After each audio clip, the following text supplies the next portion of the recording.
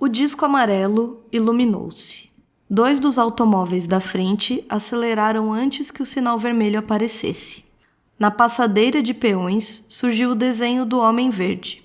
A gente que esperava começou a atravessar a rua pisando as faixas brancas pintadas na capa negra do asfalto. Não há nada que menos se pareça com uma zebra, porém assim lhe chamam. Os automobilistas, impacientes, com o pé no pedal da embreagem, mantinham em tensão os carros, avançando, recuando, como cavalos nervosos que sentissem vir no ar a chibata. Os peões já acabaram de passar, mas o sinal de caminho livre para os carros vai tardar ainda alguns segundos. Há quem sustente que esta demora, aparentemente tão insignificante, se a multiplicamos pelos milhares de semáforos existentes na cidade e pelas mudanças sucessivas das 3 cores de cada um, é uma das causas mais consideráveis dos engorgitamentos da circulação automóvel, ou engarrafamentos, se quisermos usar o termo corrente. E assim começa Ensaio sobre a Cegueira, romance de José Saramago. Eu sou Gabi Deari. Eu sou Andréia de Oliveira. E este é o Livros em Cartaz.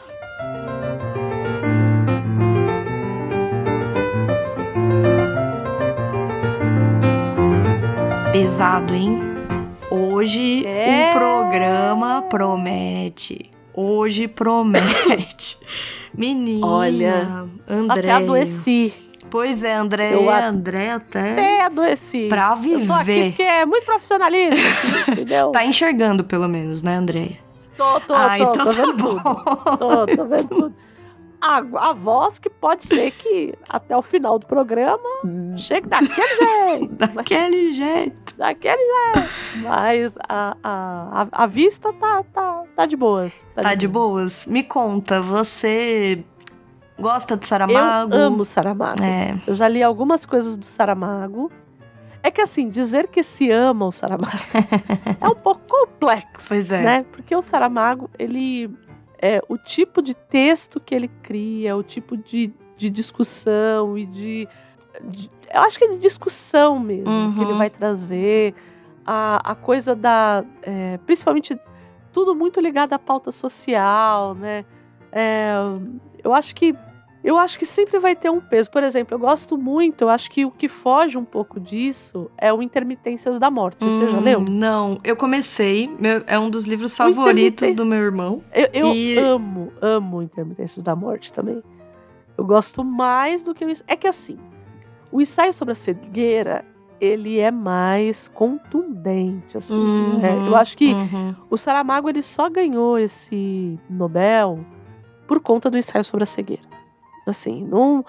É que é uma ideia muito interessante e que prediz tanta coisa, que tem tanta coisa isso. aqui que a gente, só quem viveu sabe, como diz. E a gente passou por uma pandemia. Exato. E aí você vai olhando as coisas e você vai falando, cara, se isso tivesse se arrastado um pouco mais, se as pessoas, se fosse mais grave, se, sabe, tanto cis, assim, que você vai lendo. Porque na real, gente, o que o Saramago cria aqui é um mundo distópico. Sim. Que ele fica distópico, né? Ele fica distópico por conta de uma doença, que é algo de uma epidemia. Isso. Que é algo que pode acontecer. Mas ao invés das pessoas morrerem, como aconteceu na Covid, as pessoas não morriam. E as pessoas tinham uma cegueira leitosa branca. Porque normalmente a cegueira a pessoa fica no escuro. Aqui não. Aqui eles diziam que eles estavam mergulhados no mar de leite. Sim. Então, assim, e era uma cegueira que não é como quem tem pessoas que têm na família ou que já viram pessoas que têm algum tipo de predisposição a ter uma degeneração macular, alguma coisa assim.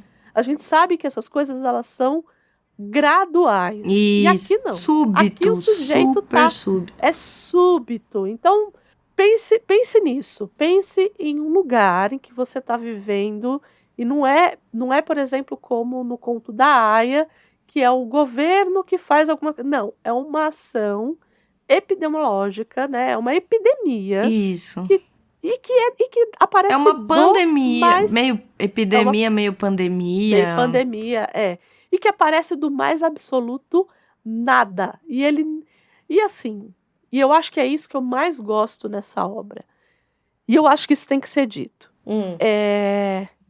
Acontece do mais absoluto nada, não tem explicação. Ai, André, mas ele não explicou porque... Não.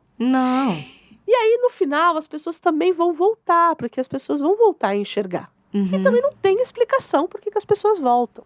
Porque, para ele, o que importa é entre essa degradação, é a evolução dessa degradação do ser humano a partir do momento que ele não consegue mais, que todas as esferas, elas vão ruir. Sim. E eu acho que não tem nada mais alegórico do que ser por meio da visão.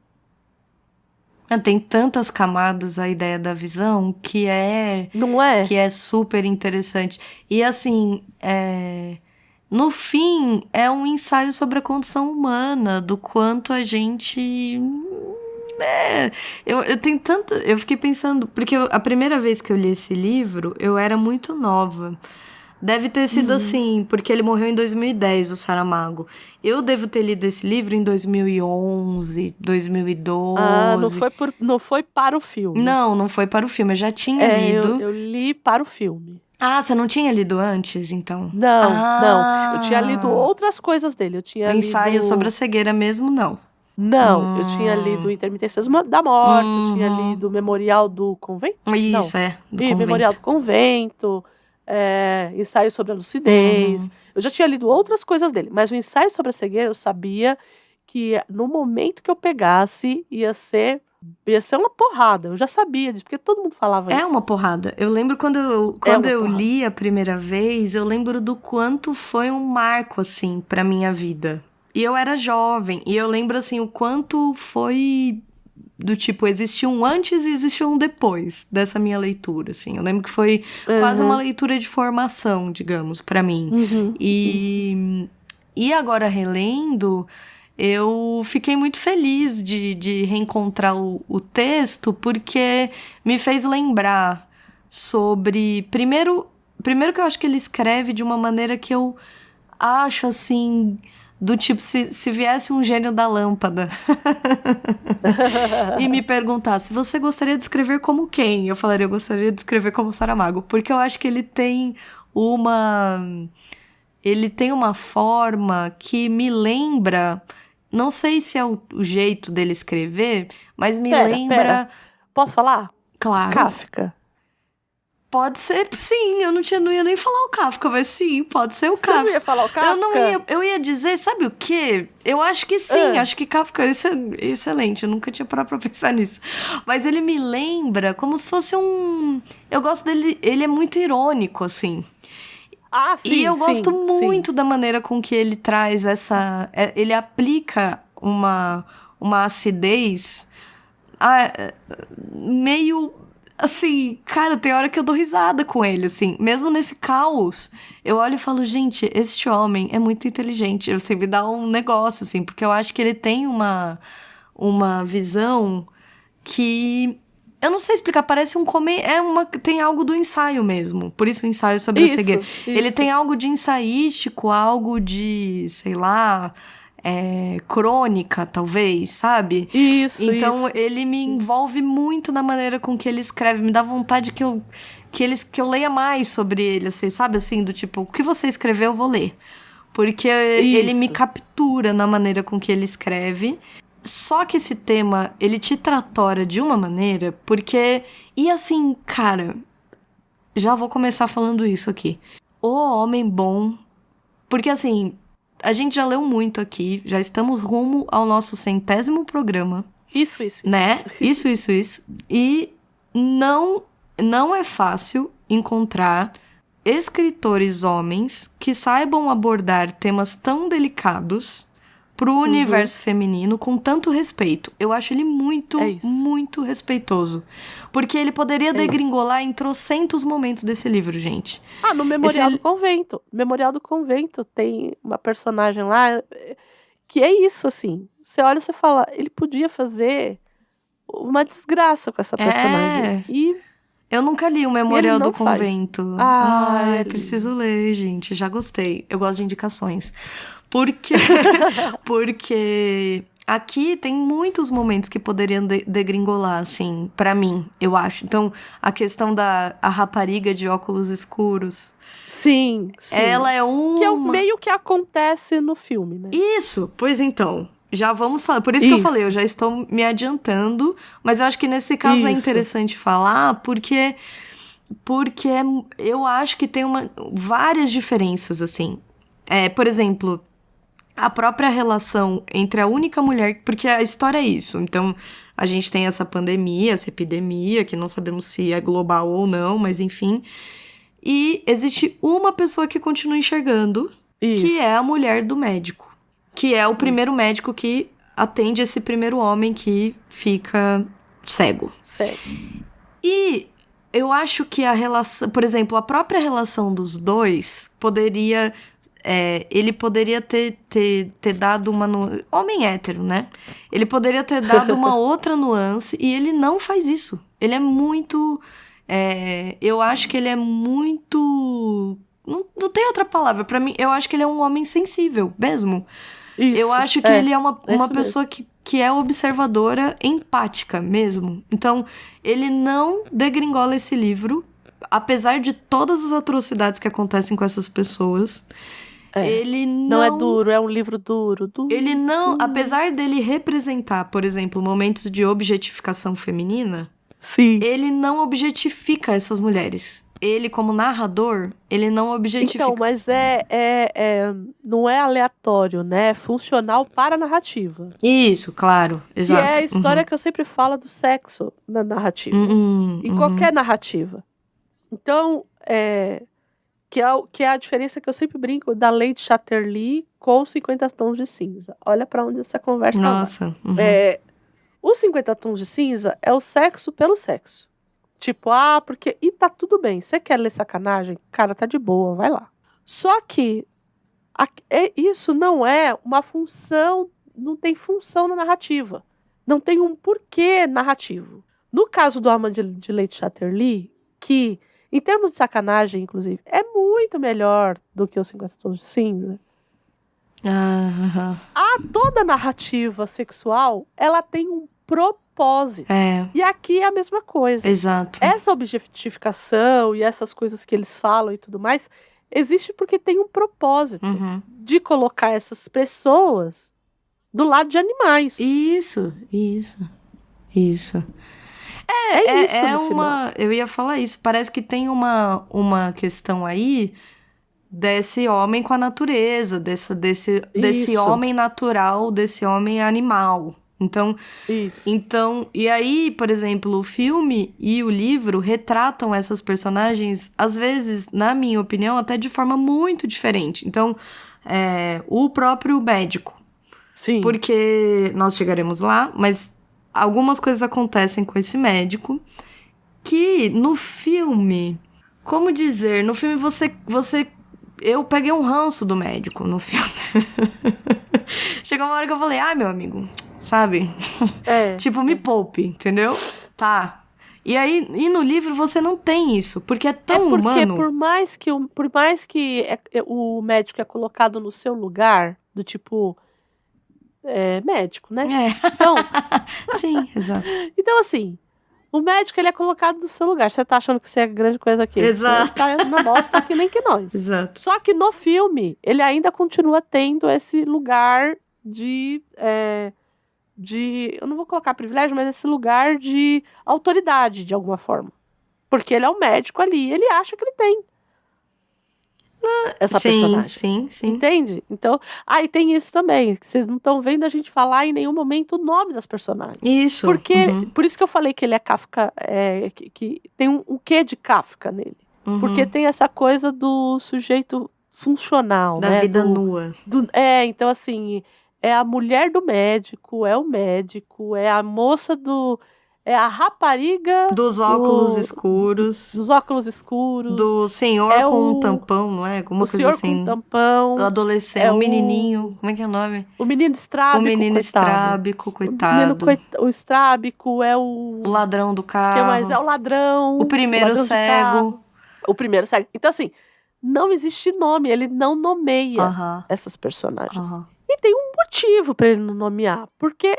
qualquer uma daquelas personagens poderia ser nós. Ou qualquer pessoa. Então você pode imaginar qualquer pessoa ali. Eu acho que ter colocado o Mark Ruffalo como o médico, acho que me tira um pouco da experiência. Ah, é? Não, mas por quê? Não é por esse motivo, não. Ai, Gabi. Por que te tira da experiência? Porque quando eu li o livro, as 2 vezes que eu li, eu acho que ele é um homem muito mais velho.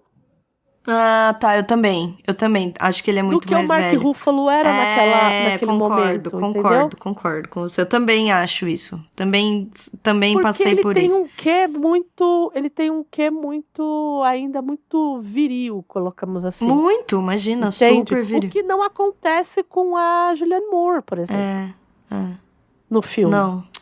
Ela condiz mais, eu acho. Que sim. Não, ela é o filme. Ela é o filme.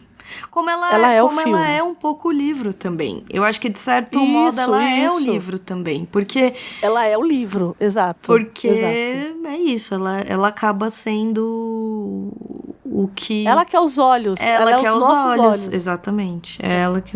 então, pra quem... A gente já tá se adiantando, a gente nem falou da biografia do Saramago. Mas as loucas. Né? Mas já que a gente já adiantou, então vamos falar. A história, como é que é? Né? O que traz essa história? Foi como o Gabi falou.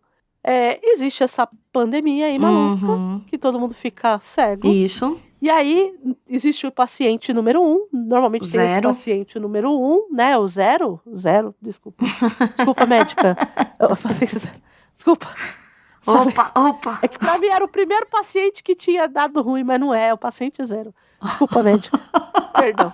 Aí tem esse paciente 0, que ele chega lá e fala assim, tô cego dos olhos, vira e fala assim, estou cego, e aí ele vai procurar e fala, olha, tá tudo, os seus olhos estão perfeitos, não tem nada aqui que a gente veja que tem algum problema. Isso. E aí ele começa a investigar, e aí o médico e todo mundo que tem contato com esse paciente 0 começa a perder a visão. E as pessoas que tiveram contato com ele e que tiveram contato com as outras pessoas começam, e aí, bom, epidemia, vimos aqui, Covid, todo mundo se lembra.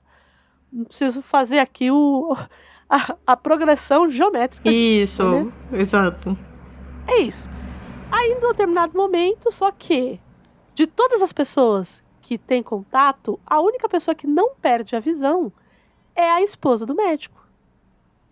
Então, ela é meio voyeur e meio... Ela enxerga tudo, porque ela tá vendo todo mundo, inclusive as reações. E ela diz isso no livro, né? Uma hora ali, quando ela começa a ver as reações das pessoas, ela fala assim, não era pra eu estar vendo isso. É como se eu tivesse ultrapassando um limite da intimidade dessas pessoas. E isso no filme, e esse é um ponto bom do filme, porque o filme... Porque, assim, o livro, ele não... Óbvio que ele não detalha algumas imagens, digamos, do que aconteceria. Nem dá, né? Nem dá. Nem dá. Exato, já tá mais que suficiente. Mas o filme, ele é muito interessante nesse ponto, porque aí o que acontece? De fato, começa esse efeito dominó. Essas pessoas todas começam a ser infectadas. O governo colapsa. Basicamente, primeiro ninguém consegue entender o que tá acontecendo, eles mandam todo mundo pra uma quarentena num antigo sanatório, exato. O que é muito sintomático, né? Ser num sanatório, num manicômio, enfim. Eles entram num pânico, num medo, se desorganizam totalmente. E aí, em vez de pensar em uma condução mais protocolar, no sentido de seguir os protocolos, eles simplesmente isolam todos nesse sanatório e decidem que essas pessoas vão ficar ali para tentar conter essa pandemia, que no fim não vai ser contida, mas em teoria eles estavam tentando fazer isso. Quando isso acontece, rapidamente tudo degringola dentro desse sanatório e as condições vão ficando, vocês imaginam, né? É só imaginar o que talvez acontecesse com muitas pessoas repentinamente cegas, colocadas... A gente não tem noção, a gente não tem. Não. Quando a gente lê esse livro, a gente tem a plena noção de que coisa muito simples, tipo limpar a bunda, Isso. vira um negócio do outro mundo. Ir ao banheiro, entendeu? Ir ao banheiro, é isso. Assim, aí você olha e você fala, cara... E o filme é isso. muito interessante nesse ponto, eu acho ele muito interessante, que porque aí, por que eu tô contando isso? Porque conforme a situação evolui, as pessoas, elas não se vestem mais, elas não conseguem lavar as próprias roupas, elas começam a andar nuas nos corredores, a urinar nos corredores, a defecar nos corredores, porque elas não sabem chegar no banheiro, voltar do banheiro. Elas, sei lá, elas simplesmente se desumanizam, ou pelo menos desumanizam nesse lugar do humano, talvez aí... Adestrado, né? Uma coisa assim, do tipo, tem gente que não levanta mais da cama, tem quem fique transando, tem quem... E aí é isso, e aí essa barbárie toda vem à tona. E o filme é muito interessante porque o filme, nesse lugar, ele mostra o que evidentemente já estava acontecendo no livro, porque você consegue imaginar que isso está acontecendo no livro, mas isso não é dito no livro. Mas no filme você vê, por exemplo... Não é explícito, Não, né? não é explícito. Mas você percebe, obviamente, pelo tom do livro, você consegue imaginar o que tá acontecendo. Mas o filme mostra isso. Então, de repente, tá a Julianne Moore caminhando com o Mark Ruffalo indo pra algum lugar. E aí tá esse corredor todo degradado. As pessoas todas nuas, andando, se esbarrando, se caindo, sujas. Que é o que aconteceria. É basicamente o que aconteceria mesmo. Então, essa degradação, ela me pega, assim. E o que eu acho mais louco ainda, né? Porque, para além dessa degradação humana, nesse sentido do mais básico, ainda tem a degradação do macrocosmo. Moral. Então, não, para além do moral, ainda tem desse nosso sistema. Então, sim. Por exemplo, chega uma hora que eles falam assim, olha... Porque não tem comida para todo mundo. Porque o que acontece? Chega lá 5 pessoas. E daqui a pouco, como eu disse, é progressão geométrica. Isso. Tem 5, daqui a pouco tem 15, daqui a pouco tem... E aí vai. Né? Então chega uma hora que está um inferno na Terra. Uhum. É muita gente e não tem comida para todo mundo. Uhum. E aí, o que você faz quando você tem 2 hamsters? Hamster, que é aquele bichinho... que se você gritar, ele morre de infarto do miocárdio. Do lado dele. Se você colocar 2 hamsters dentro de uma gaiola e dar comida para um só, o que vai acontecer? Um vai matar o outro. Claro. Mas assim, é fato. Assim. E aí o que acontece é que, num primeiro momento, eles querem manter essa sociedade meio civilização. Do jeito que ela é. Uhum. Então, não, mas não é nem isso. Eles entendem, né? Que eles querem meio que manter essa sociedade do jeito que tá aqui fora. Então, num primeiro momento, eles acham uma arma. Isso. Uhum. Porque aí, daí, o que eles começam a fazer? Alguns dos policiais, tem uma coisa assim no livro, eu acho. Alguns dos policiais que levam essas pessoas entram juntos, porque eles ficam com medo desses policiais contaminarem pessoas fora. Dá a entender uma coisa meio assim, que começa a colocar meio que qualquer um lá dentro do tipo, não, vai dar muito mais trabalho se a gente... trazer esses policiais que tiverem que interagir com eles, em algum momento vão ter que entrar lá também. Então, não é dito diretamente, mas você pode até supor que talvez tenha vindo por aí uma das armas. Isso.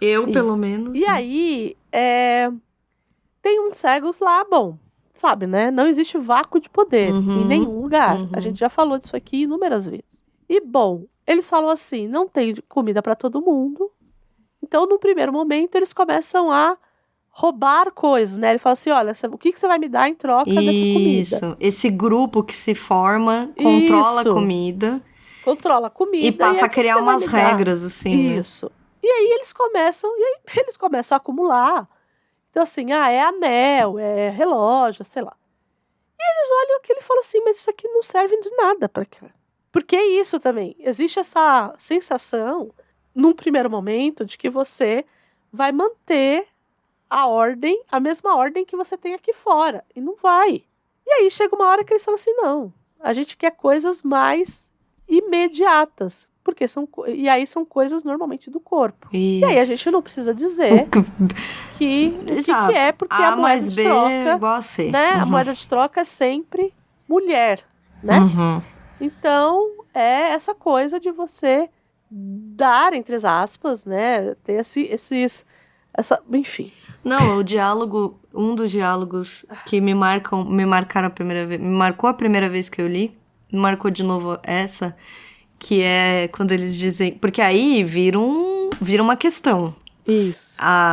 O pedido das mulheres vira uma questão e alguns dos homens reagem, né, do tipo... Porque daí algumas mulheres falam, então por que não vai você? Porque eles começam, né, vamos fazer o quê? Tem que ir lá. E elas tipo, não, a gente não vai. Você já leu um conto chamado Bola de Sebo? Não. Do Guy de Maupassant? Não. É essa dinâmica. É? Ai, preciso ler. Depois leiam. Eu quero ler. Chama Bola de Sebo. Só pra quem nunca leu, só entender qual que é o contexto. Eles estão fugindo da França. Tá tendo uma revolução na França. Lembra aqui de Maupassant, não? Eles estão fugindo. E para eles conseguirem passar, existe uma prostituta que tá dentro do country com eles, que chama Bola de Sebo. Das carnes e tal. Não é um nome pejorativo, mas ela era uma prostituta. Tá. E aí, quando precisam dela, sabe a história da Geni? Sim, claro. É isso. Bola de Sebo é Geni. É Geni. É Geni. É exatamente aquele lugar, do tipo, eu precisei, ela se deu de sacrifício, e depois disso a gente joga a pedra. Coloca ela no lugar dela de novo. Aqui eu acho que é mais ou menos essa dinâmica. Sim, né? total. Não chega, não é? Total, essa dinâmica. E nesse momento que começa-se a pensar... aí tem ele tenta retratar diversas reações. E uma delas é algo do tipo, um homem diz, porque daí uma das mulheres fala, vai você lá, né? Do tipo, porque daí ela diz, eu não vou lá. E ele diz, mas alguém vai ter que se sacrificar, alguma coisa assim.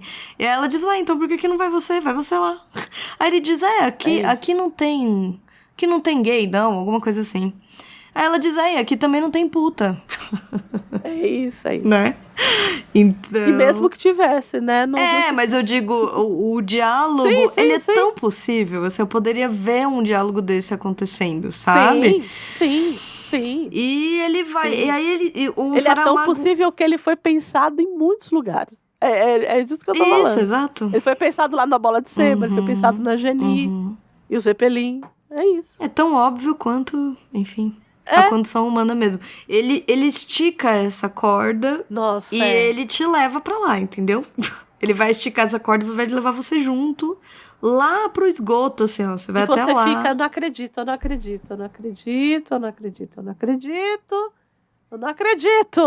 Você se sente assistindo... Sabe quando eu me senti assim? Assistindo Chinatown. Tá. Porque eu assisti Chinatown e falei, não, mas... vai se resolver, porque você fica com essa expectativa o filme inteiro.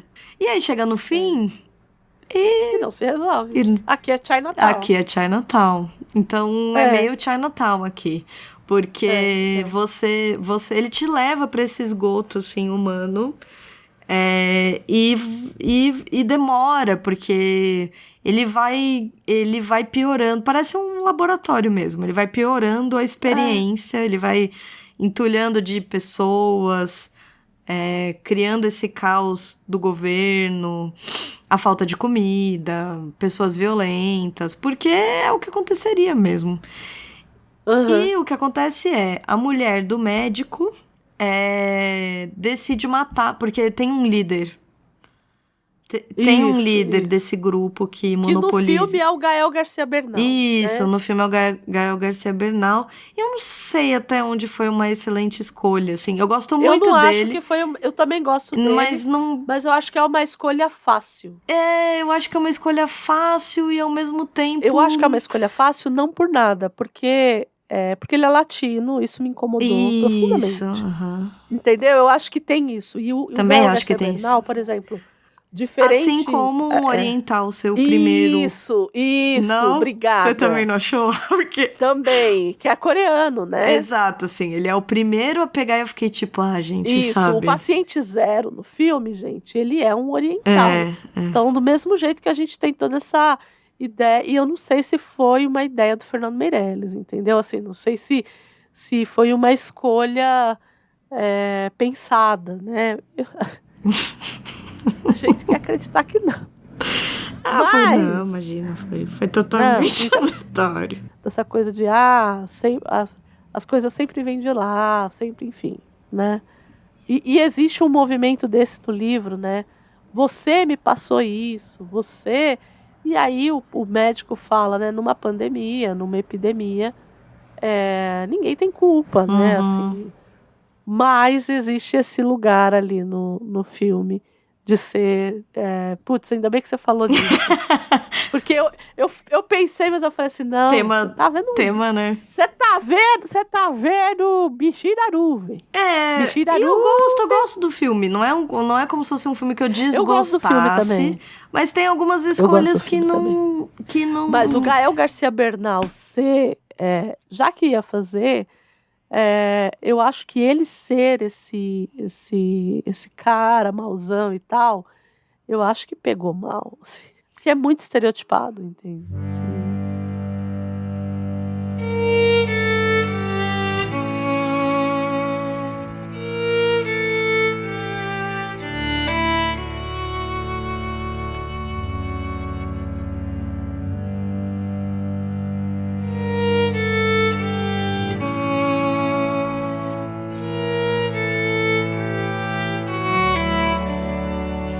Enfim, aí tem todo esse trelelê, eles pedem as mulheres se organizam para ir. Acontece que nesse grupo, porque começa a se formar o grupo, que é o grupo desses primeiros que foram contaminados, e nesse grupo uma das mulheres morre, que é quando a mulher do médico decide que ela vai matar o chefão. Ela diz, não, chega, eu vou matar esse homem, porque assim, é ele ou somos nós, então vai ser ele. Então ela toma essa decisão, ela vai lá e mata ele, numa cena muito boa. Sim, muito boa. Porque, nossa, você limpa a alma, você fala, gente, isso. Você lava, né? Lava a alma, né? É isso, né? Numa situação dessa, gente, ela tá mais do que certa, enfim. E começa a acontecer que o marido, que é o médico, ele e a moça que tá de óculos escuros, porque ela vai procurar ele, ela é uma paciente dele que tá com conjuntivite. Por isso que ela tá com óculos escuros inicialmente. E é muito curioso, porque o Saramago não coloca assim como uma carência sexual. Eu acho que tem uma condição... E só quem viveu a pandemia sabe. Tô falando de um lugar... Eu acho que tem uma condição do tipo... Por mais que a mulher dele esteja ali com ele e vivendo as coisas por ele... Vou dar um exemplo que vai parecer que não é.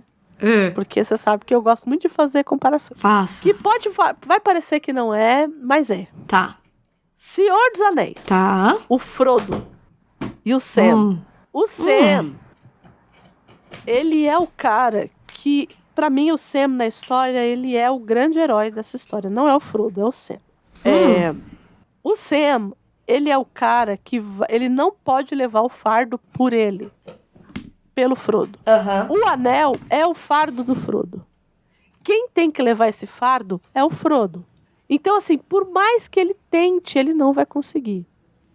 E o Frodo, ele tem uma empatia, entre muitas aspas, com o Sméagol de cara, porque eles têm uma mesma miséria. E eu acho que acontece meio isso aqui. Isso, eu acho que... Por mais que a mulher dele esteja ali e quisesse, né, cuidar. Mas ela não divide da mesma miséria que ele tá, que a moça vive com o médico. Não, e assim, é uma condição... Gente, é uma condição... Eu falo porque eu fui trabalhar no hospital de campanha durante a pandemia. E eu fiquei uns 4 meses vendo as mesmas pessoas, dia sim, dia não, porque a gente trabalhava em esquema de plantão, numa situação de pandemia, em que ninguém via a sua própria família, ninguém via ninguém, as únicas pessoas que eu via eram aquelas, numa situação que você está vulnerável socialmente, vulnerável pessoalmente, você fica com medo. Emocionalmente, né? E você... E você cria como se fosse uma família com essas pessoas. É uma coisa incrível, assim. Você, de fato, cria uma nova realidade com aquele núcleo de pessoas. Imagina numa situação como essa. Então, assim, é de uma sensibilidade dele. Porque ele coloca tudo isso, e aí o que acontece? A moça dos óculos escuros transa com o médico. Isso. Só que, gente... No filme. No livro também. Então. Quer dizer, eu compreendia como sim. Mas também dá pra compreender como não. Mas ao mesmo tempo, existe algo, né? Que é como se fosse... Enfim, existe uma troca de intimidade muito, muito grande. Sim. Que você compreende... Você não sabe se eles dormiram juntos... Isso. Se ele apenas confundiu a cama, se eles simplesmente estão ali enfim. Eles quiseram, no filme, eles explicitaram. Isso, Mas tem uma fala, assim, do Saramago do tipo, quando não é que eu não vou lembrar agora, mas não é assim, é quase como quando eles atingiram o prazer ou alguma coisa assim. Uhum. Quando um se satisfez e o outro também se satisfez, alguma coisa assim. Então fica um do tipo, e aí? Isso foi uma transa? Isso foi um traca-traca ali? Você não consegue entender. Nisso, obviamente, a única pessoa que enxerga viu. E ele se toca, porque ele não... O marido, momentaneamente, se esquece que a mulher enxerga. Uhum. E ela tem uma reação... Ao convenient, né? Se esquece. Então, mas o filme faz isso. Exatamente, a minha impressão é que o filme... porque o livro, ele não traça Ele não traça um lado psicológico, digamos. Não. Né? Ele simplesmente... No livro, simplesmente as coisas acontecem. Então, a reação dela é um pouco tipo... Ai, sabe? A gente tá aqui, nessa condição horrorosa. Ela cria uma afinidade muito grande com a moça. Elas têm uma proximidade muito forte no livro. Então No filme também. No filme também. Mas eu acho que no livro eu senti mais do que no filme. E ela simplesmente ignora as coisas, assim, do tipo, tá, isso aconteceu. Tipo, aqui não dá pra gente simplesmente sentar e ter uma DR do tipo, você me traiu, então vamos lá, né? Porque não estão em condições normais. Exato. Né? Então, assim, e o filme, por outro lado, dramatiza essa situação. Sim. Muito, muito fortemente, assim, ela ignora ele, ela começa porque e aí eu não gosto disso no filme, porque o filme meio que faz eles terem primeiro uma discussão antes. Ele vira pra ela no filme e diz, eu não te vejo como uma mulher, uma coisa assim. E eu fico tipo, sabe... Do tipo, muito homem hétero pra mim isso. Tipo, você está cuidando demais, você limpa a minha bunda. E tipo, meu amigo, sabe? A gente está no meio de uma pandemia, eu estou tentando te ajudar, sabe? E aí ele meio que diz uma coisa assim pra ela, né? Eu não te vejo mais como uma mulher, porque você é meio minha enfermeira agora e tal. E aí depois ele trai ela com a moça. E depois que ele diz isso, ela para, né? De cortar a barba dele... vestir ele, enfim, O filme trata como se ele... Ele cria um draminha ali, né? Eu acho que não cabe, né? Eu acho que zero cabe. E eu acho que o livro então. não tem essa preocupação desse draminha, não tem. entendeu? Ele é meio pragmático no livro, eu acho. E eu acho que foi pra um lugar muito pior, porque assim, a primeira coisa que eu pensaria é, seu filho da puta, eu vim pra cá... Fingir... Enxergando, fingindo que sou cega, e você fez isso comigo. Nossa, sim. E no filme não tem isso. Não, né? não. Porque o que acontece? Quando ela vai pra lá com ele, não era pra ela ter ido. Não. Mas ela vai porque ela não quer deixar ele sozinho, só. exatamente. Então, assim, eu acho que... Por isso que o drama no filme me incomoda. Porque já que você quer criar um drama, cria nessa chave. Uhum. Então quer dizer que eu vim pra cá, fiz tudo isso e você ainda passa... Eu ainda tenho que ver isso. Não, e assim, isso. Que eu já vi. Vai pra um lugar totalmente diferente do que iria no natural. Porque no natural seria meu amigo. Tacanho. Fica... Ai, não sei, eu não gostei. Achei bem... Eu achei uma leitura errada da situação, assim. E acho que ele quis... E eu não gosto, assim, fica uma coisa muito explicativa. Do tipo, ele precisava ter uma desculpa para traí-la. Então, tipo, primeiro ele cria uma situação do tipo, eu não te vejo como mulher. Eu não te desejo, mas eu não gosto desse papo, entendeu? Eu não te vejo como uma mulher. Tipo, você me vê como o quê, meu querido? Entendeu? Do tipo, o que você tá querendo dizer com isso, entendeu? Então, cria-se primeiro um enredo para que isso... Uma justificativa. Então, era porque ele não a via mais como mulher. É porque ela virou a enfermeira dele, por isso que ele traiu. E, tipo, não existe isso no livro, entendeu? Não é por isso que ele a traiu. Não é, eu acho que é esse lugar que eu falei. Isso, sim, com certeza. Da miserabilidade que ele só consegue dividir com outra pessoa que tá vivendo, que tá passando pela mesma coisa. Exatamente. Entendeu? Porque é isso. Por mais que a gente queira carregar os fardos das pessoas que a gente ama, as únicas pessoas que vão saber de fato é quem já passou por isso. Por mais que a gente queira carregar. Fato. Entende? Eu acho que tem um isso. limite. No livro, pra mim, tem isso. Tem um limite mesmo. E eu acho que ela, no livro, entende isso.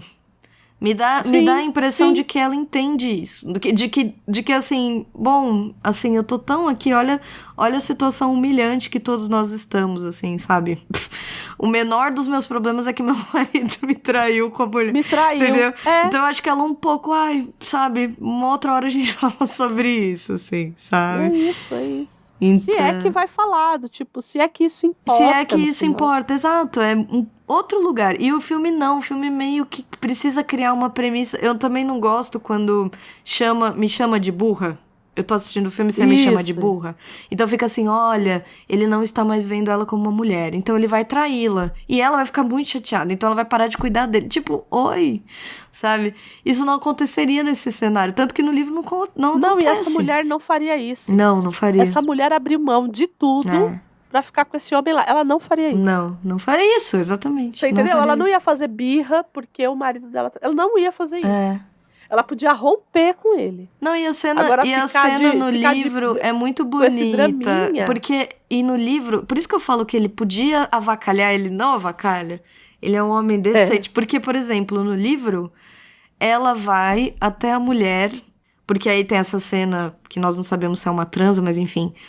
Isso. Aí ela recolhe o marido, do tipo, põe o marido lá na cama dela. Isso. E ela vai até a moça... porque a moça, né, imagina, começa a chorar, né? Do tipo, meu Deus, olha o que eu fiz aqui e tal. E ela é tão amorosa com a moça, é tão bonita, eu acho essa cena muito interessante, assim. Essa e a cena que elas voltam do primeiro abuso. Sim, não, essa do primeiro abuso é... Quando elas voltam, que ele só diz assim, quando todos voltaram... como é que era? Quando os homens voltaram, todas as mulheres estavam tão limpas... Como é que era? Ele diz alguma coisa assim, elas estavam tão limpas quanto nunca estiveram. Porque o que acontece? Elas são abusadas, uma delas morre, e a mulher do médico elas voltam todas pro lugar e eles precisam ir lá buscar a comida. Isso. E ela vai atrás de água. E ela lava todas elas. Lava, dá banho, elas lavam o cabelo, se trocam. E ela limpa essas mulheres e eu fico tipo, gente, que... Assim, esse foi o momento que eu chorei, porque puta que pariu, entendeu? É de uma sensibilidade essa cena, assim, que eu acho difícil. Por isso que ele se dava bem com o Jorge Amado. Eles eram amigos, né? Eu não sei. Eram bem amigos. A Zélia Gattai falava muito do Saramago nos últimos livros, que ela tem aqueles livros biográficos dela. Sim. E eu não me lembro a ordem, mas quando começam a ficar mais recentes, quando vai chegando nas histórias mais recentes, eles são muito amigos, ele e o Saramago. Tanto que tem um livro deles dois, que são as trocas de cartas, que se chama Com o Mar ao Meio, se não me engano. Que é a troca de cartas entre o Saramago e o Jorge Amado. E o Jorge Amado, eu acho que ele é outro autor que, por exemplo, em Teresa Batista Cansada de Guerra, eu acho que ele tem essa sensibilidade também, assim. Essa coisa que você fala, gente, podia ser uma mulher escrevendo, sabe? É muito difícil você encontrar um homem que faça um negócio desse, gente. E aqui ele faz, eu acho que o Saramago tem uma sensibilidade que ele insere umas cenas, assim... Essa, por exemplo, dela limpando as mulheres, ou a própria cena da traição mesmo. Eu acho que ele é bem justo com o que ele faz ali. Uhum. Eu acho difícil você encontrar um homem que tem essa percepção. Sinceramente, assim, se existe, eu gostaria de conhecer, porque, de fato, eu acho que ele tratou de uma maneira muito justa. Foi muito real, assim. Eu me veria numa cena como essas, sabe, assim? Então, sim. E aí o que acontece? Essas mulheres, na verdade, não essas mulheres, mas a mulher do médico vai lá e mata, então, o líder, causa ali um mega de um escarcéu entre aquele grupo de homens malvados. Porque, imaginem, ela entra com uma tesoura, enfia a tesoura no homem. E aí ela diz pra todo mundo, pra cada dia que a gente ficar sem comer... Eu amo que ela diz, pra cada dia que a gente ficar sem comer, eu venho aqui e eu mato um. Porque tá todo mundo cego. Isso. Então ela diz, então vocês fiquem bem espertos, porque assim, parem, né? E aí, depois disso, a coisa degringola mesmo, porque começam as revoltas, realmente ali o momento em que tudo vem à tona. Eu acho outra cena que eu acho bonita é essa, porque ela salva uma moça. Quando ela mata o líder lá, ela tira uma moça que tava ali transando com ele, sendo abusada por ele, né? E ela não diz pra moça que ela enxerga, mas a moça diz pra ela, eu vou me lembrar... Ela diz alguma coisa assim, né? Eu vou me lembrar de você, coisa assim. E no instante seguinte, eles começam a se organizar pra tentar pegar comida. E a moça diz pra ela, eu vou onde você for. Porque ela escuta a voz dela falando e lembra. Ela pede pra moça não contar pra ninguém, que era ela. Mas ela... Assim que a mulher do médico se manifesta nesse grupo, que estão se organizando ali pra pegar comida, ela identifica pela voz e ela diz, eu vou com você onde você for. Como quem diz, você tem uma seguidora aqui. Uma aliada. Uma mega aliada aqui. E é essa moça, é ela que coloca fogo, não é? É. Ela lembra que ela tem um isqueiro. Por quê? Fica todo mundo assim, gente, mas como que a gente vai lá pegar essa comida? Do tipo, a gente é cego, eles estão cegos, eles têm com uma arma, o que a gente faz? E aí ela, plim, né? Ela meio que tem uma ideia que ela pensa, não, eu vou pegar o meu... Ela tem um isqueiro. Deus ex machina? Mas enfim, né? Precisava acontecer alguma coisa, né? E ela pega esse isqueiro, vai até lá, no meio desse caos, dessa revolta, e coloca fogo no colchão. Em um dos colchões que eles colocavam umas camas, assim, pra fechar a porta. E eles morrem queimados lá dentro. Ela morre, ela vira a própria chama, digamos assim, ela queima junto. E esse é o momento em que todo mundo sai da... Isso. Porque aí enfim, né, começam a perceber que tá aquele vazio, que não tem mesmo comida, que não sei o quê. E no fim não tem mesmo guarda nenhum mais. E é muito louco, né, porque no final das contas, porque quando as pessoas começam a voltar à visão, só adiantando um pouquinho, eles já estão meio... Assim, as coisas para eles já estão um pouco melhores, assim, né? Isso, sim. E ela é a testemunha ocular de tudo que aconteceu. Sim. Do tipo, nenhum deles viu aquela miséria em que eles estavam. Tipo, ela viu tudo. Ela estava lá. Ela é a testemunha ocular de tudo isso. É muito louco, porque no final fica aquela coisa do tipo, será que aconteceu mesmo? Porque por mais que eles tenham passado, sim, eles não viram. A única pessoa que viu foi ela. Sim. Né? Sim. É muito louco, assim. De novo, é essa coisa da visão como muitas camadas, né? Muitas. E ela começa a ficar mal, assim. Tem a cena do cachorro que lambe lágrimas, é linda também. É lindo. Uma cena super bonita. Ela encontra um supermercado que tem uma área ali de armazém, estoque, né? Exato, que pelas pessoas estarem cegas, ninguém conseguia entender que aquilo poderia ser. Exato. Então ela consegue ali como que um estoque infinito de comida, digamos, de algum modo também conveniente, mas interessante. E ela tem esse momento desse choro, dessa descarga, assim. Esgotamento, né? Muito interessante. E eles chegam à casa deles, enfim, tem toda uma dinâmica ali de voltar pra casa, enfim. Aí você também, como leitor, vai descobrindo o que aconteceu com esse mundo enquanto eles estavam lá dentro. Isso. E eles acabam se refugiando, né, na casa ali do médico e da médica. Isso. Então eles ficam ali, eles tomam banho na chuva, eles começam a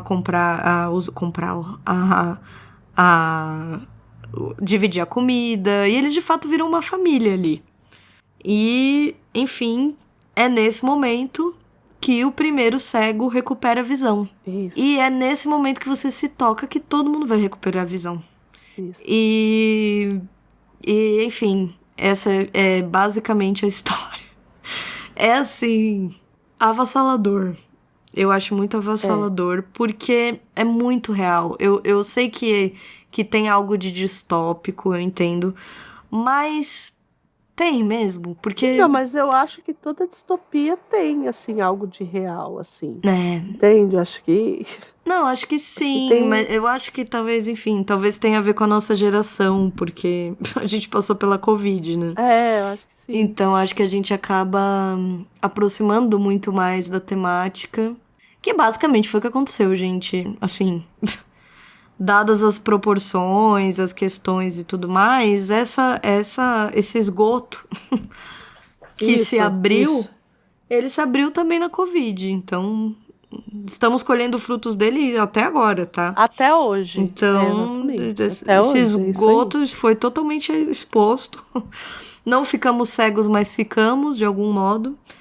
De alguma forma, eu também acho. Então, também acredito. Então, acho que é uma história que tem um impacto, assim... Acho que todo mundo tinha que ler esse livro, porque ele é... Só que é isso, ele te desgraça a sua cabeça, entendeu? Mas... Leia se você estiver bem. Isso, porque ele não vai ler se você estiver mal, não. Porque ele fala vai... Assim, Exatamente. Ele vai ferrar a sua cabeça, assim... A gente, no meu caso, que já fui sabendo do que era, tava morrendo de medo. Falei, não. Isso é hora de ler esse livro? Você já tinha visto o filme? Você leu o livro depois de assistir o filme? Já tinha lido, já. Não, mas primeiro você viu o filme ou primeiro você leu o livro? Primeiro eu li o livro. Ah, tá. Eu também. Primeiro eu li o livro. Eu também. Depois eu assisti ao filme. Eu também. Mas eu li o livro para assistir o filme. Eu também. Eu li o livro... Foi uma condicionante. Eu também. Eu li o livro e em seguida eu assisti o filme, assim, do tipo... Isso, você tava no E eu li cinema, muito e aí rápido o livro, assim. Eu li muito... Porque você não consegue... É um negócio, assim, Ele é tão exasperante. Vamos falar um pouco da forma dele, né? Vamos. Porque todo mundo fala que é muito difícil falar do Saramago e tal. Sim. O Saramago, gente, tem uma fama mesmo de ser do mesmo jeito que a gente fala da Clarice, do mesmo jeito que a gente... Porque ele vai trabalhar com fluxo de consciência. Sim. Vai trabalhar com aquela brincadeira que eu fiz do narrador Pogobol, né? Isso. Da Mrs. Dalloway, né? Que fica pulando. Só que o Saramago faz isso de uma forma que não te cansa. Ele não. Ele é uma leitura que você tem que prestar muita atenção, de fato. Mas a hora que você engata, assim, acabou, entendeu? O mundo pode cair ao seu redor, que você não tá nem aí. Você vai direto com ele, né? Pelo menos foi a experiência que eu tive as 2 vezes que eu li. Não foi uma vez só, não. Mas... Então, assim... Você também? Então, sim. Então, assim... E por que é tão diferente? Bom, primeiro, ele se utiliza da forma, e aí a gente vai entrar naquela história que a gente sempre brinca, de que obra de arte tem forma e conteúdo. E aí eu tô falando de um conteúdo, de uma desgraceira só, que tá todo mundo desorientado, todo mundo meio cego. Como é que eu vou passar essa impressão numa leitura que a pessoa faz com o olho ali, com o olhar, né? Hoje em dia a gente até tem o audiolivro, mas eu acho que pro Saramago não tem, pro Ensaio sobre a Cegueira eu acho que não tem. O quê? Pelo menos não em português. Audiolivro? O audiolivro. Não tem. Não tem, né? Mas a gente tem experiências de audiolivro, mas a leitura, ela necessariamente passa pela visão, né? Nesse lugar aqui do comum, né? Pode ser que, não, André, tem o braille. Tá, mas essencialmente ele vai passar pela visão. E como é que ele vai fazer isso? Como é que ele vai trazer pra gente essa ideação de tá todo mundo ruim, tá todo mundo desorientado, ninguém tá enxergando nada e tal. Então ele vai utilizar a pontuação do Saramago, ela é fascinante, assim, porque você entende tudo. Sim. Então ele todos os sinais que a gente está acostumado. Esqueça. Aspa, travessão. Pode esquecer. Esqueça. Pode esquecer. Aqui não tem. Então, não tem. Lembra que a gente falou lá da Mrs. Dalloway, do Pedro Páramo? Isso. É naquela chave ali. É daquele jeito. Tudo junto e misturado. Daquele já é tudo junto e misturado, entendeu? Sim. É daquele jeito ali. Então, a gente vai ter fluxo de pensamento. E aí você precisa ter uma leitura, de fato, mais atenta, né? Mas, de novo, é uma leitura atenta que e ao mesmo tempo ela é orgânica. É isso que eu ia falar. Ao mesmo tempo ela é orgânica. Você sente... E talvez seja uma forma que orne com o estilo de escrita. Porque, como eu disse no começo do programa, eu acho que ele é super irônico. Assim, ele tem um... Ele tem um... Não sei explicar. Ele é irreverente na escrita. E eu acho que essa ausência dessa pontuação favorece esse tipo de leitura. Eu acho que, assim, para quem não está acostumado a ler autores portugueses contemporâneos, vai sofrer um pouquinho. Porque é diferente de você ler um Essa de Queiroz. Sim, com certeza. Entende? Tipo, principalmente por conta... Por exemplo, só no primeiro parágrafo que a Gabi leu, no começo, a gente... Olha só, a gente tem... Cadê? Na passadeira de peões. O que é passadeira de peões? É a faixa de pedestres. Isso. Nada que a gente, pelo contexto, a gente não saiba, a gente não... Mas tem umas coisas que você vai ficar olhando e falar... É o quê? É o quê? Tem várias coisas, então, várias. Tem várias coisas. Também não se pega, assim, nossa, se eu sou obrigada, eu vou pegar a palavra. Não faz isso, porque você vai largar. Você vai jogar o livro pra cima e é o ele que vai você voltar com falou, 500 acho que páginas. dá pra entender sim. Dá Pra pelo contexto entender. dá. Ele é por isso que talvez venha daí a minha sensação da irreverência. Porque o próprio jeito dele escrever te dá uma sensação de que ele tá tirando uma com você, assim, do tipo, a passeadeira de peões. Você fica tipo, meu amigo, sabe? E aí você pensa, não, mas tudo bem, vem do português de Portugal e tal. Mas eu acho que ele tem um quê de irreverente. Mesmo ali no começo, ele fala, quer ver da zebra, quer ver, Isso, que não se lembra aqui, ó, quer ver, ó. se parece Que ele tanto fala com assim, ó, uma na passadeira de peões surgiu o desenho de um homem verde. A gente que esperava começou a atravessar a rua pisando nas faixas brancas pintadas na capa negra do asfalto. Não há nada que menos se pareça com uma zebra, porém, assim lhe chamam, porque é faixa zebrada, né? Então é isso no final. Tipo, eu acho que ele tem essas sacadas, assim, essa coisa meio irônica mesmo que você falou, meio dessas imagens, né? Eu acho que ele tem. E eu amo isso, acho bem.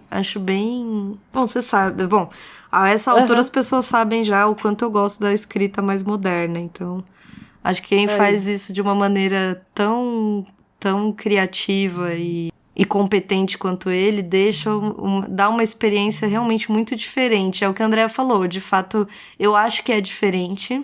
Mas acho que depois que você engata, que você entende, você fala, tá, entendi. É disso que se trata. Depois que você faz que você vira esse botão, você engata, você vai, eu acho. É isso, eu também acho. Você também acha? Eu também acho que é bem por aí. Eu acho. Bom, aí a gente tem esse narrador que ele vai fazer reflexões, né? Ele vai ser esse narrador, como ele vai ser um ensaio, ele vai refletir sobre aquilo que está acontecendo na história.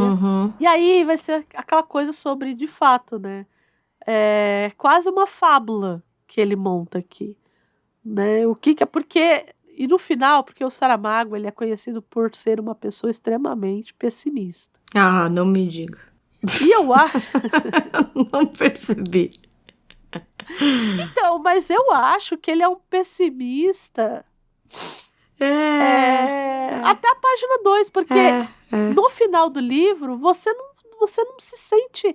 Você vai sentir todo o peso do que você leu, mas você tem uma esperancinha ali no final ali, eu acho. Ele te dá que é ligado na humanidade das pessoas, naquilo que é mais humano.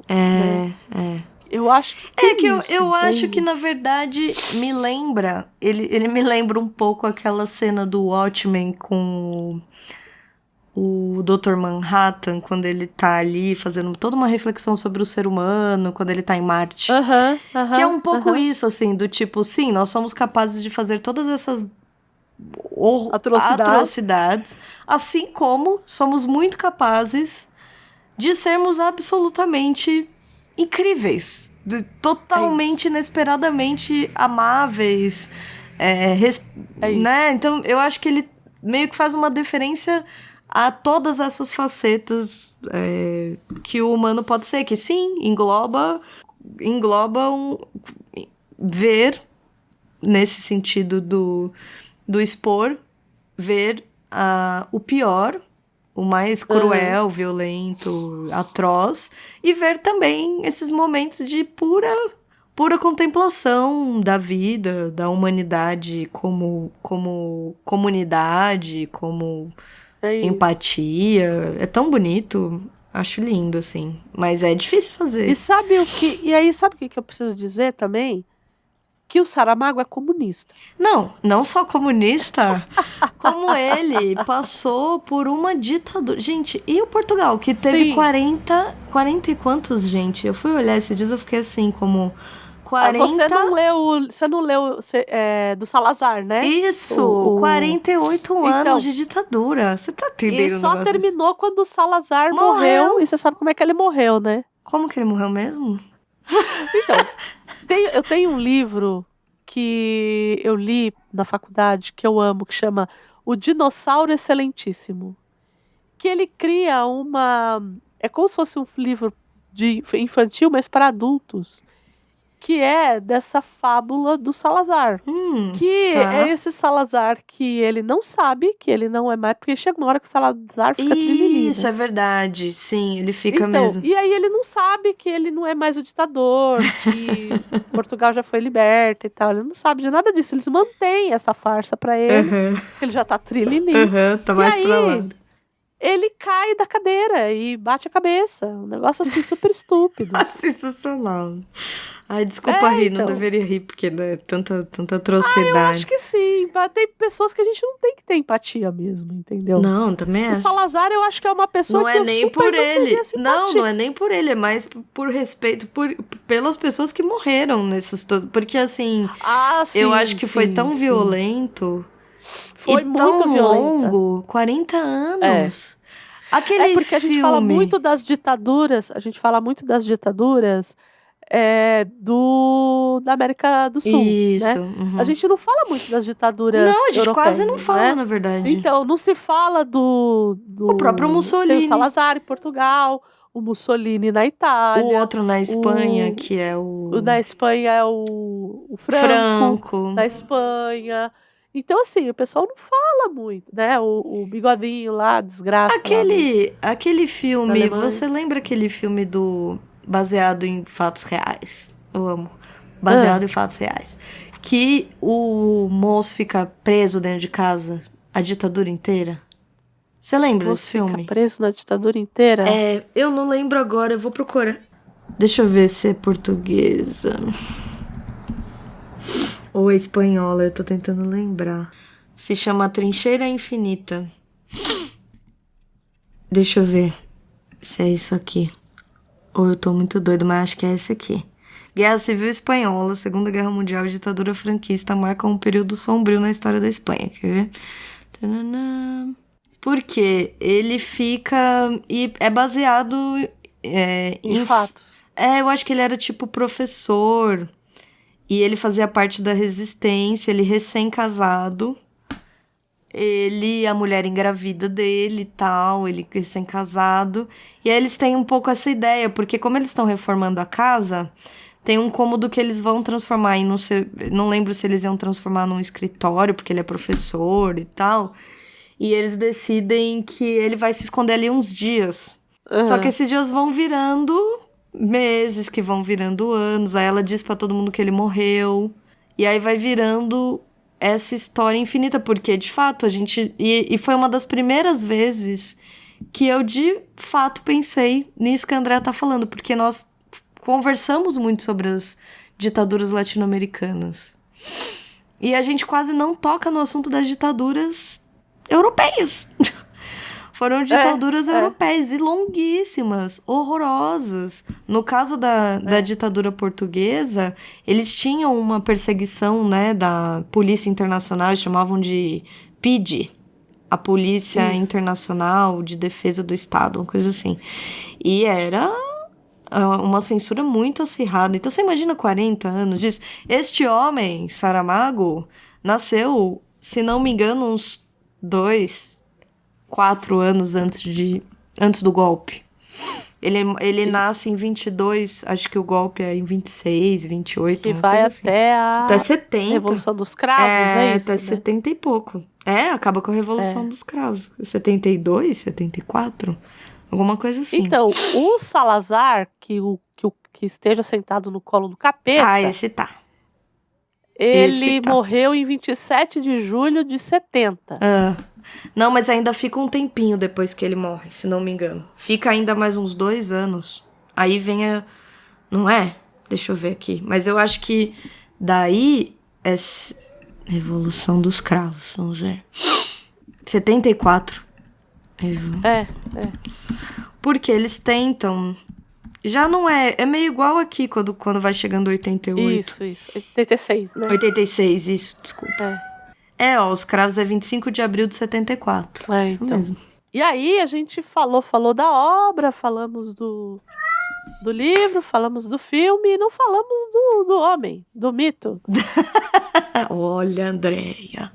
Tá que proibido. É o Saramago, tá. né? Que é o Saramago. não tem outro contexto. Aqui não tem esse perigo, não.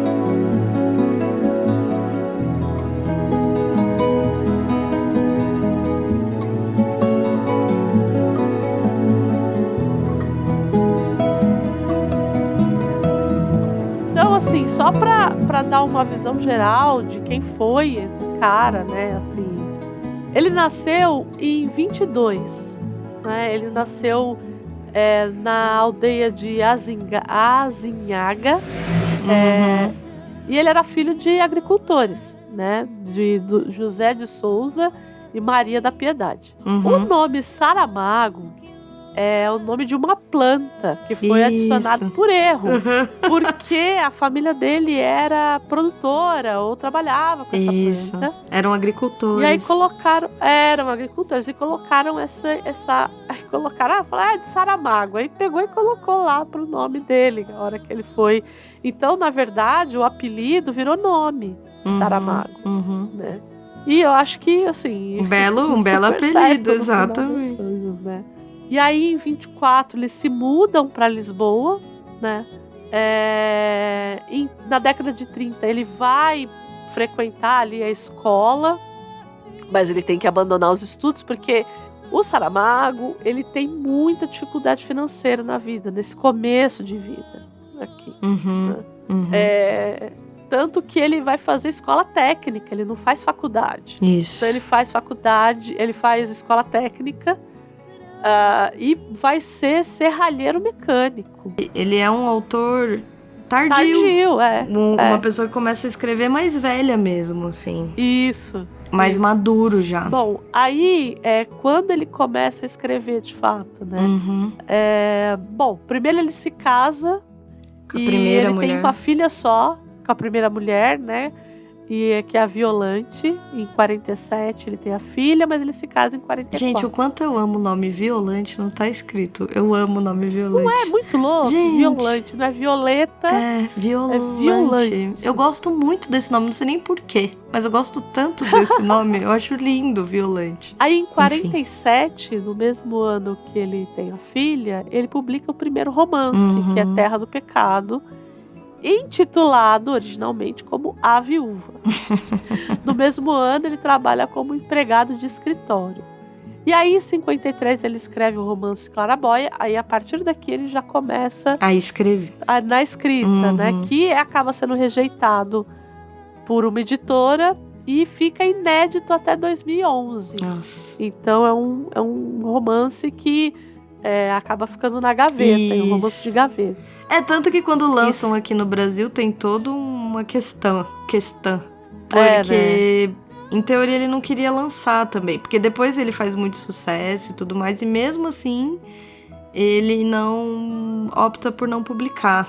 Eu lembro disso, porque na época caiu em mim o livro, que eu não tô nem lembrando como, porque eu não li. Mas, enfim. E eu fui ler a introdução, qualquer coisa assim. Era a edição da Companhia das Letras. Sim, sim. E aí tinha esse texto falando que era esse romance muito precoce dele, jovem, e que tem essas polêmicas, assim, do tipo, não queria publicar. Que é uma coisa que eu acho que a gente tem que falar das edições da Companhia, né? Todas elas, os nomes nas capas são nomes, os nomes dos livros são escritos de forma manuscrita. Não sei se todo mundo... Essas novas versões, porque tem uma versão antiga dos livros. Isso. E que agora, você sabe, cada uma dos textos ali, a letra é de uma celebridade. Então tem Fernanda Montenegro, tem Caetano Veloso, tem... Então eles pediram para escrever e aí cada um... Tanto que se vocês olharem, cada uma das letras do livro, cada uma é uma diferente da outra. Isso, já reparei. Das capas. Uma curiosidade aí. O da Companhia, lembrei. Gostei. Em 1955, ele inicia o trabalho como tradutor. Aí ele vai traduzir. Tá, é isso que ele traduz. Ele traduz ele vai Hegel, Tolstói e Baudelaire. Tá? Olha, o Baudelaire, eu acho que é o mais fraquinho. Pois e olha... Entendeu? E olha, Putz. né? Agora o Hegel, cara. Hegel? Quem traduz Hegel? Me explica. Conta pra mim. Quem lê Hegel? Vamos começar assim. Vamos começar por ler. aí, Aquelas. Imagina traduzir. Bom, em 66 ele publica Poemas Possíveis, marcando o retorno à atividade literária, após um hiato de 19 anos. E ele troca a prosa pela poesia, né? E em 69 ele adere ao Partido Comunista Português, o PCP, mantendo-se militante pelo resto da vida. Bom, em 70 ele se separa da primeira esposa. E aí ele tem uma união com uma outra escritora, Isabel da Nóbrega, que duraria até 86. Em 71 ele publica Deste Mundo e de Outro Mundo, o primeiro livro de crônicas. Então, assim, ele foi por todos os lados, né? Atirou para tudo quanto foi lado. Romance, poesia, crônica. Sim. Em 75... ele ingressa no Jornal Diário de Notícias como diretor adjunto. E em 75 ele é demitido do Diário de Notícias após uma intervenção militar que reagiu aos excessos do 25 de abril. E aí ele vai se dedicar exclusivamente à literatura. É aqui que ele começa. Então, em 77 ele retorna aos romances. Então ele vai... Imagina, a gente já tá falando de um homem aqui de uns 50 anos, isso. gente. Então, E sim, assim, ele tinha escrito, né? Exato, ele já tinha escrito, não é como se ele também nunca tivesse escrito, mas... Ele não tinha se dedicado a isso. Não foi o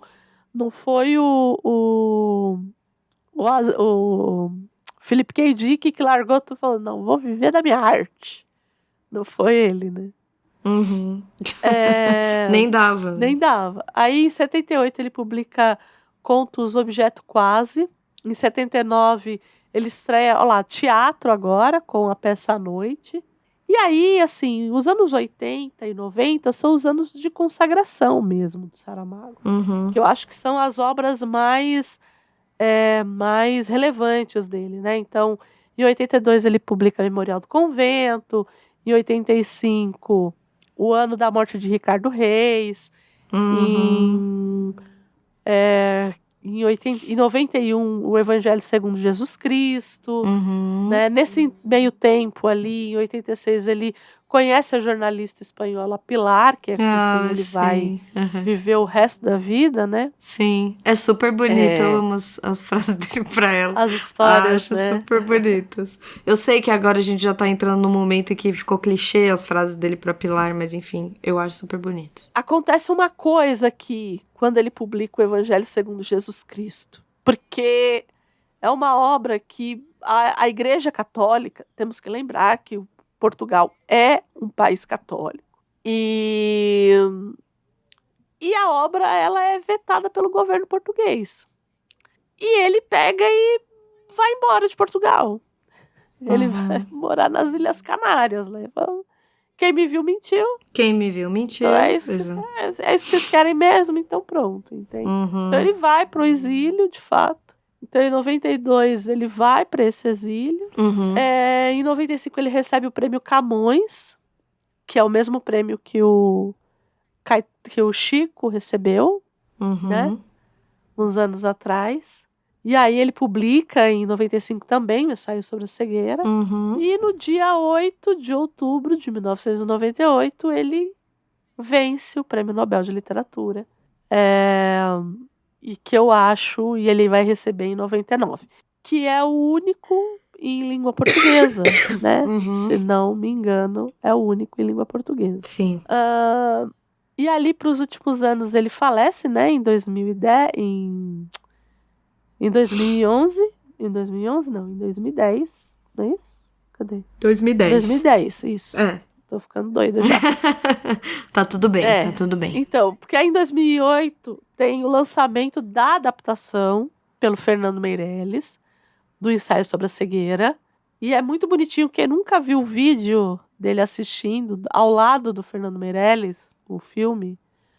Você chegou a ver esse vídeo? Não. Então, e aí o Fernando Meirelles, quando termina o filme, fica todo mundo meio assim e tal, e ele tá chorando.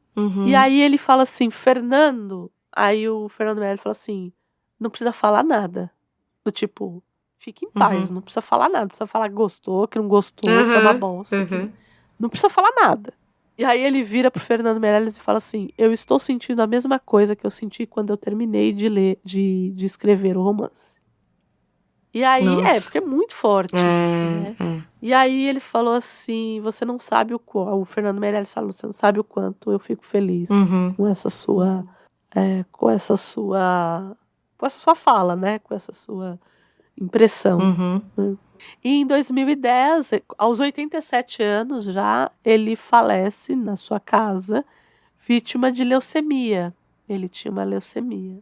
E, bom, o que a gente pode falar um pouco do filme, talvez, né? Como a gente falou, acho que a gente falou de todos os personagens e falamos dos atores, né?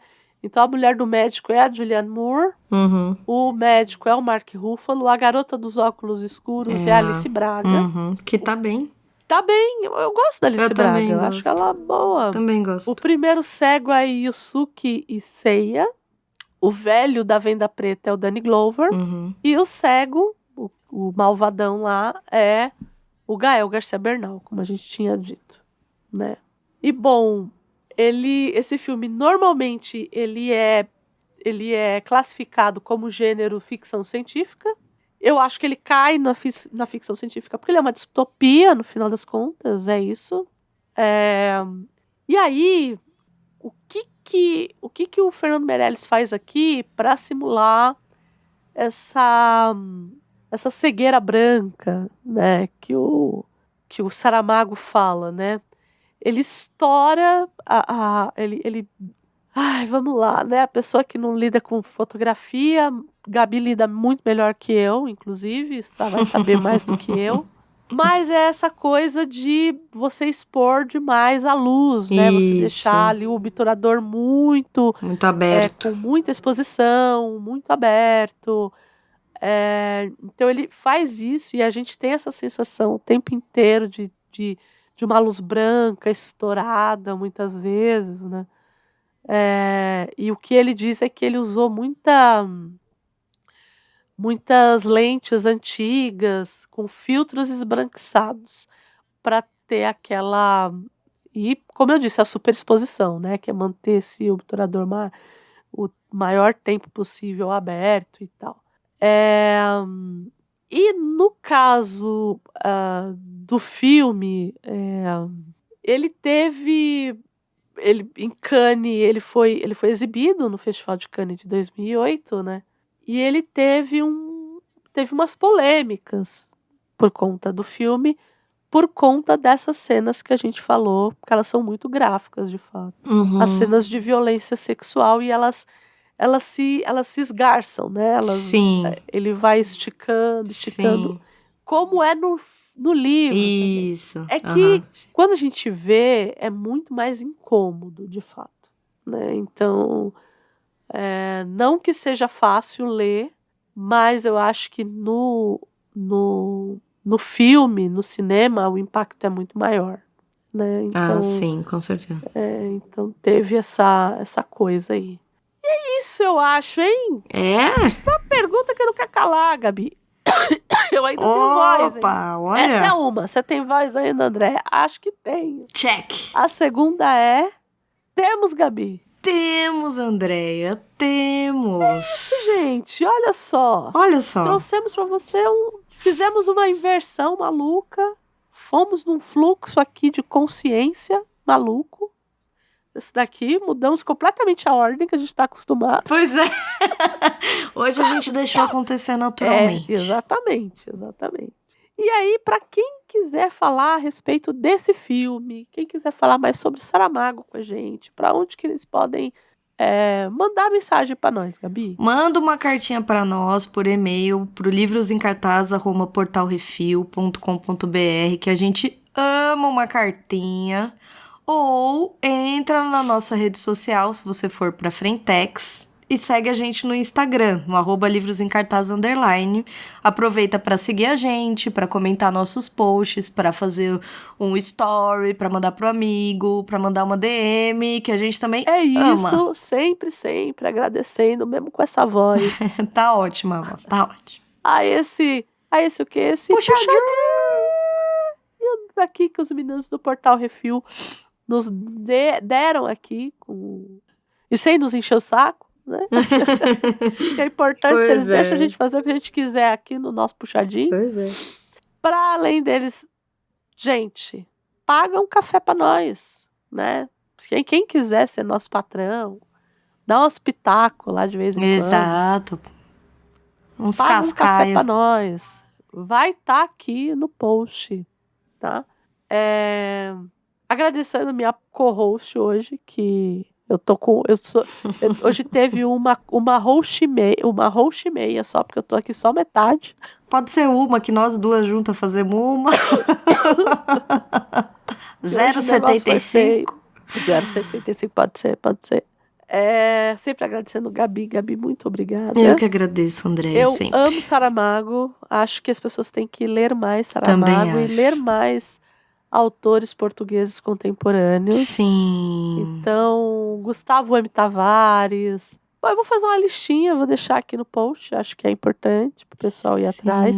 Esse do Dinossauro Excelentíssimo é um livro excelente para dar risada.